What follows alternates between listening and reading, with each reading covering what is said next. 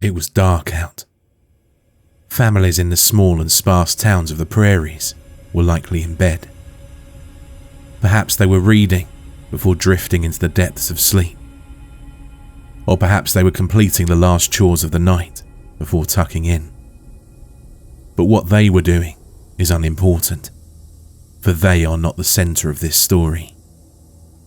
Several miles out of a small town named Torrington, a young man around 20 was regaining consciousness.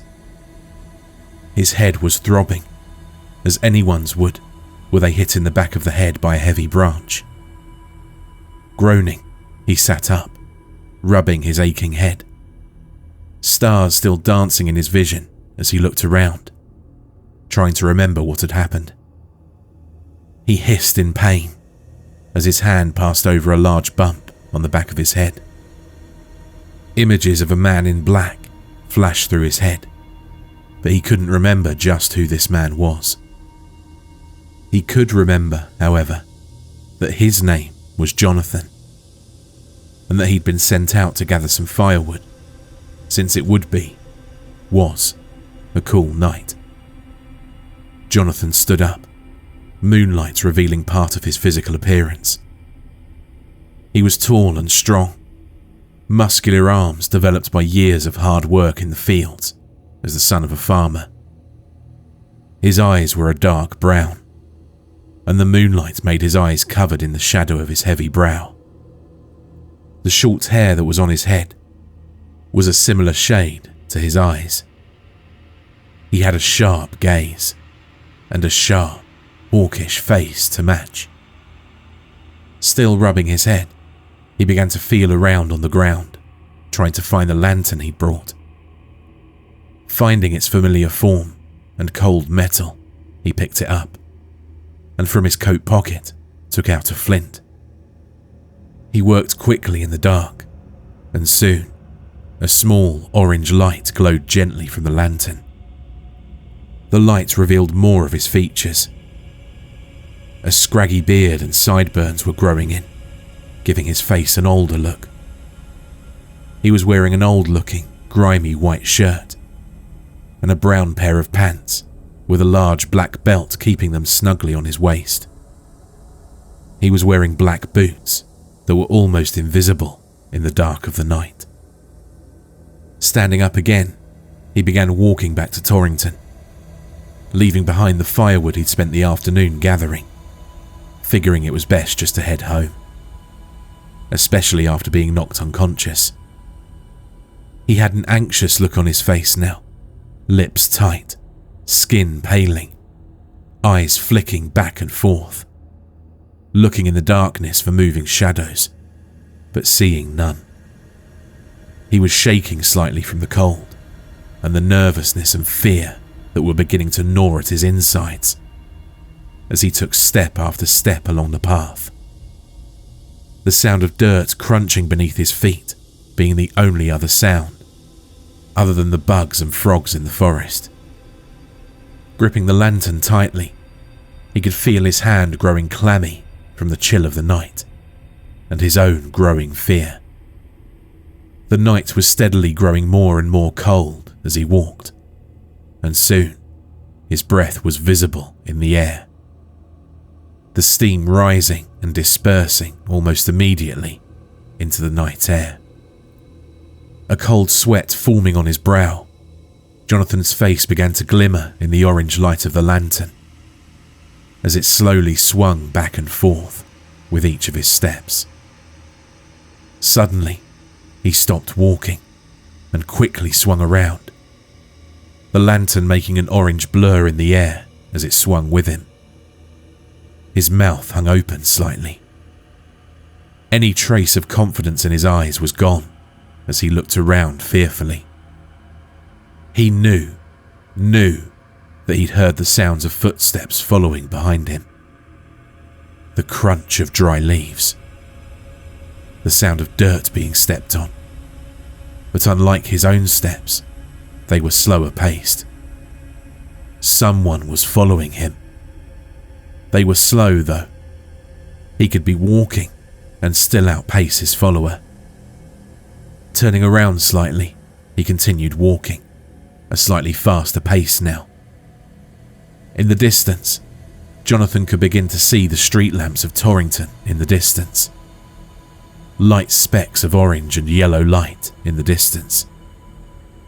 Light specks of orange and yellow light in the distance, signalling to him that he was slowly approaching safety. Empowered by this thought, he quickened his pace. He sharpened his ears, trying to pick up the sound of the footsteps. He froze. The footsteps were going faster, only just. Swallowing a dry mouth, he began to walk faster, lantern swinging faster in time. His breathing quickened, the time between his breaths showing in the air, lessening with each second. Every few seconds, he would turn his head, looking for any sign of a figure behind him. But he couldn't see anyone. Yet, the footsteps persisted. He knew that they would hound him all the way to Torrington. Sharpening his ears, he focused all of his might on the sound of the footsteps. Once more, they'd sped up. Now they were at the speed he, himself, was walking. He quickened his pace once more, ignoring the aching in his legs from the quick pace he'd been going at non-stop. Breaking into a light jog, he knew he had to quicken his pace. He had to escape his pursuer. The lights. Why weren't they getting any closer?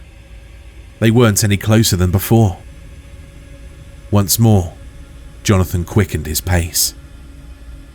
He had to get back to his home, his small one-room cabin, to his wife and 2 children.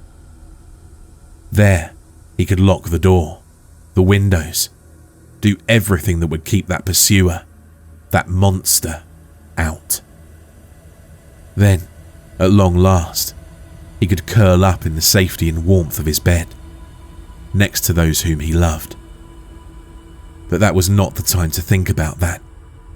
He had to get home first. Why weren't those lights getting any closer? He heard the footsteps speeding up again.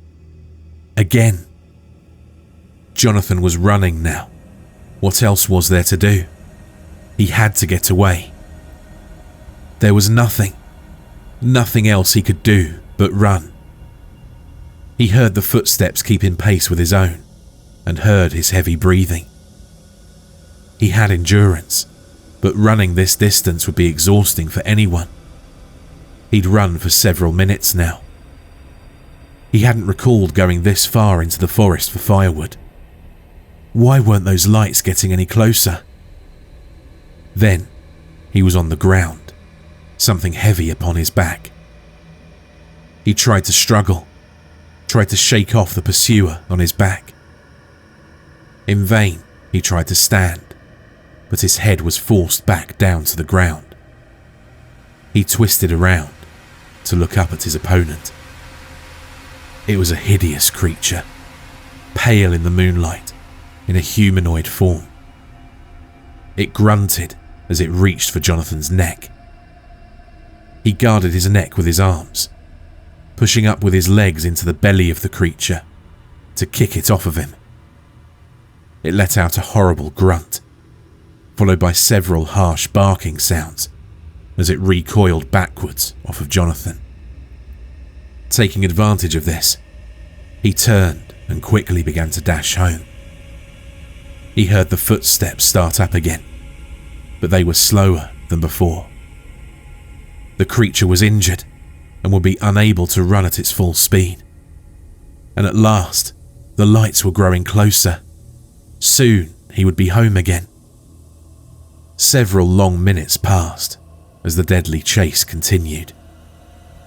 Jonathan's legs were aching and felt as if they were about to give out from under him. But he refused to stop. He had to continue running for his life. Almost there. He could already see the lit lamp outside of his lonely home on the outskirts of the town. It was a small light, but the orange flickering of it was calming and gave Jonathan the strength to run further. He burst through the door and quickly slammed it behind him, locking the bolt into place. His wife and children sat up in their beds, looking at Jonathan with a bewildered look on their face. As Jonathan was closing the window shutters and locking them, his wife got out of bed and approached him. "Dear, whatever is the matter at such a late time of night?" she asked, a hint of fear in her voice, concern in her eyes as she looked at her exhausted husband, who just slumped down into his chair next to the fireplace. He rested his head in his hands, the light from the fire making dancing shadows on the log walls. The room had a homey feel to it. A well-worn red rug was placed near the fireplace, sewn and sewn again throughout the years of ownership. Several heavy wood furniture pieces, a table, several chairs, nightstands and wardrobes sat around the room. The faded varnish reflecting the light of the flames in the mantel. Jonathan, still heavily panting, managed to breathe out loud. Something was. A loud banging against the door, making it rattle and shake violently on its hinges, interrupting him. Turning his head, a fearful look on his face, he stared at the door as it continued to be battered on from outside. But the rattling soon slowed until, at last, it came to a complete stop. He stared at the door for several long moments, face tense, waiting to see if the door would be battered again. At last, though, he decided it was over. He sighed, closing his eyes and covering them with his hands. He slumped back into his chair. Speaking aloud, he spoke in a relieved voice. "Dearest, it seems that the beast from beyond has left." Silence. No calming response was said in his wife's soothing voice. No child's hand gripping him in fear of the beast returning. His eyes opened, and he found himself in a horrible rendition of his own home. Charred lumps were scattered around the room. 3 of them, 2 smaller than 1. He knew immediately what they were, looking around in a blind panic. Blood was splattered in messy written words on the walls, glistening in the moonlight, the fire out. Though there were too many words, only 2 were visible, lit by a streak of moonlight through a hole in the roof. Keep out.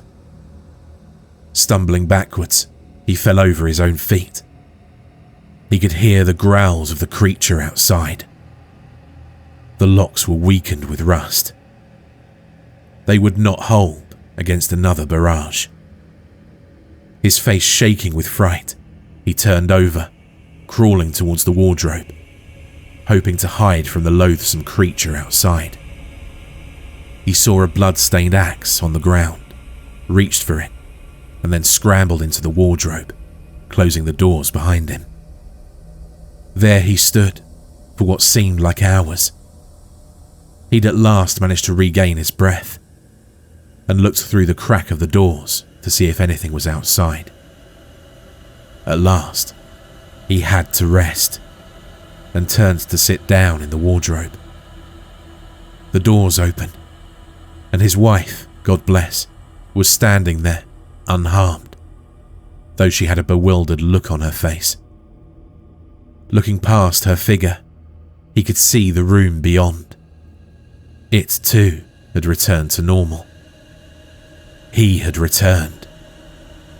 Standing, he stepped out of the wardrobe and hugged her tightly, sobbing on her shoulder in a mixture of relief and fear, dropping the axe to the ground with a clunk.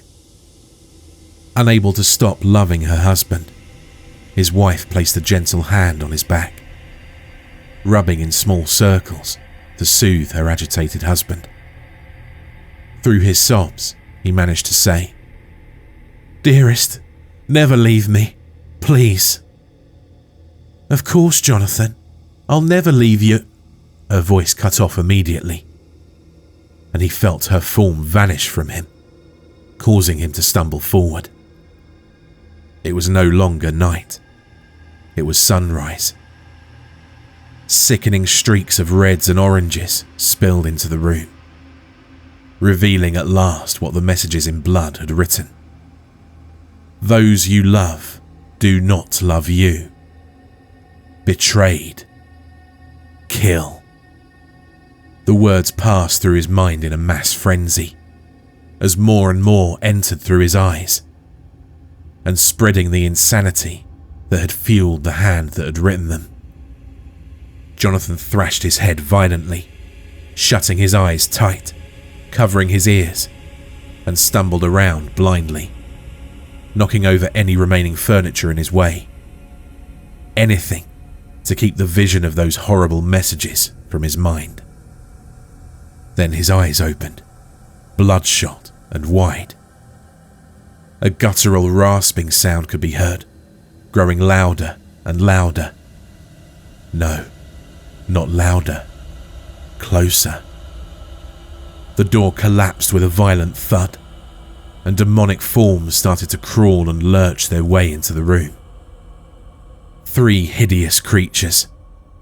Non-existent skin that revealed all the red muscle and organs that would normally be hidden from view. Sharp claws were on their hands, dark red flakes on them, undoubtedly dried blood. Yellowed eyes were deep in their sockets on the fleshless heads of the creatures, black slits looking around, looking for the source of the sound. The creatures focused on Jonathan. The slits of the pupils grew impossibly thin as their glare clawed through him. Stumbling backward, Jonathan's head banged against the wardrobe, looking for something, anything, to be used for a weapon. He spotted the dropped axe, glinting with a blood-red sheen in the light of the morning. Grabbing it, he stood up and faced the creatures.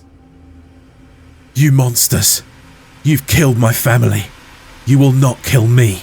he roared, rushing towards the creatures, swinging the axe down, aiming at the head of one of them. They tried to lunge back, but the smallest was hit, his head crushed instantly, and its body fell in a slump on the floor. Unknown fluid spilling out from its crushed skull in a small stream. The other creatures hissed, but were visibly frightened, giving a smirk at how even horrendous creatures such as these knew fear. Jonathan took satisfaction that he could be the one to inspire such fear in whatever rotted tissue they could call a heart. He lunged for the next one, the largest, bringing the axe down with a mighty thump. This creature too fell instantly, dead on the ground. The already bloody axe was now once again covered with fresh, wet blood, dripping onto the floor from the point. The middle creature was now running towards the door, but Jonathan was able to outrun it, swing his axe into its side, slowing it down. He then swung the axe down one last time, delivering the final blow that finished off the last of the creatures. Able to rest at last, Jonathan sank to his knees, a twisted smile on his face, showing teeth that had grown inexplicably sharp. He gave a maniacal, raucous laugh, looking at the destroyed ceiling above him. It started flashing between its ruinous form and its correct, perfect form.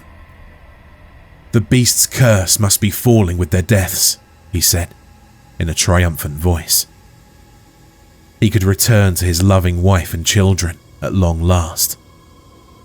At last he could embrace them again. His clothes were soiled from the blood of the creatures, so he'd have to bathe himself in the river just outside of town. At last, the switching between ceilings stopped, and he looked down, speaking aloud. "Dearest, He had to pause. There was nothing else he could do. He'd returned, but the scenario was not what it should be. His family was on the ground, spattered blood on the floor. Those damnable creatures, they'd killed his family. He had to honour his lost family. Dipping his hands in the still warm blood, he wrote messages of honour on the walls. With that, he kicked the axe across the floor next to the wardrobe and walked outside. In the distance, he could see the back of a figure walking away. Even from this distance, he could recognise those clothes. The very same he was wearing now. One of the creatures must have begun to impersonate him. He had to stop him. To stop it from spreading the chaos that the three which had killed his family had caused. Looking around, he grabbed a heavy stick that was near an old tree. Feeling its weight, it felt strong and heavy to take out the creature that had taken his shape. He began to follow after the creature into the forest. It was whistling a disgustingly cheerful song. How dare such a beast whistle such a song that was so sacred to Jonathan? The creature stopped in a clearing, around 5 minutes away from Torrington. It looked around, then walked over to a bush, picking up several branches on the ground. Jonathan clenched his jaw tightly. He had to strike now, while it was focused on something else. He snuck through the brush silently until he was just behind the creature. He lifted the branch and swung down. Naturally, it collapsed in a heap. Unconscious? Jonathan doubted it. He would need to move the body so that no one would be able to find it. Taking the lantern that had fallen on the ground, he attached it to his belt and then started dragging the body deep into the forest. Miles away from Torrington, he at last put the body on the ground. Placing the lantern on the ground near the body, he decided it would be best to watch until morning to make sure that the creature was indeed dead. Silently, he slipped into the brush again, ready to wait until the morning came. Hours passed, and at last the creature sat up. Its head was throbbing, as anyone's would, were they hit in the back of the head by a heavy branch. Groaning, it sat up, rubbed its aching head, stars still dancing in its vision as he looked around, trying to remember what had happened. It hissed in pain as its hand passed over a large bump on the back of its head. From behind a tree, Jonathan's slit pupils shrank as they focused on the creature in the clearing.